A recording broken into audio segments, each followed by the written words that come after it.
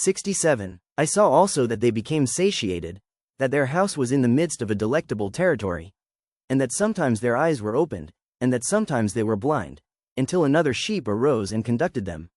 He brought them all back, and their eyes were opened. 68. Then dogs, foxes, and wild boars began to devour them, until again another sheep 3 arose, the master of the flock, one of themselves, a ram, to conduct them. This ram began to butt on every side those dogs, foxes, and wild boars, until they all perished. 69. But the former sheep opened his eyes, and saw the ram in the midst of them, who had laid aside his glory. 70. And he began to strike the sheep, treading upon them, and behaving himself without dignity. 71. Then their Lord sent the former sheep again to a still different sheep, and raised him up to be a ram, and to conduct them instead of that sheep who had laid aside his glory. 72. Going therefore to him, and conversing with him alone, he raised up that ram, and made him a prince and leader of the flock. All the time that the dogs troubled the sheep. 73. The first ram paid respect to this latter ram. 74. Then the latter ram arose, and fled away from before his face. And I saw that those dogs caused the first ram to fall. 75. But the latter ram arose, and conducted the smaller sheep. 76. That ram likewise begat many sheep, and died. 77. Then there was a smaller sheep, a ram, instead of him, which became a prince and leader, conducting the flock. 78. And the sheep increased in size, and multiplied. 79. And all the dogs, foxes, and wild boars feared, and fled away from him. 80. That ram also struck and killed all the wild beasts, so that they could not again prevail in the midst of the sheep, nor at any time ever snatch them away.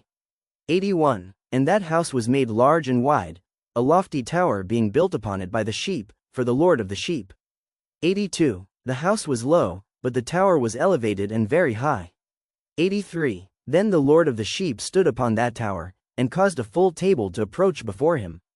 84. Again I saw that those sheep wandered, and went various ways, forsaking that their house. 85. And that their Lord called to some among them, whom he sent to them. 86. But these the sheep began to kill, and when one of them was saved from slaughter, he leapt, and cried out against those who were desirous of killing him. 87. But the Lord of the sheep delivered him from their hands, and made him ascend to him, and remain with him. 88. He sent also many others to them, to testify, and with lamentations to exclaim against them. 89. Again I saw, when some of them forsook the house of their Lord, and his tower, wandering on all sides, and growing blind. 90. I saw that the Lord of the sheep made a great slaughter among them in their pasture, until they cried out to him in consequence of that slaughter. Then he departed from the place of his habitation, and left them in the power of lions, tigers, wolves, and the ZBT, and in the power of foxes, and of every beast. 91. And the wild beasts began to tear them.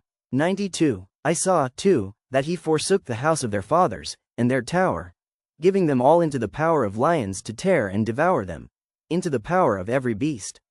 93. Then I began to cry out with all my might, imploring the Lord of the sheep, and showing him how the sheep were devoured by all the beasts of prey.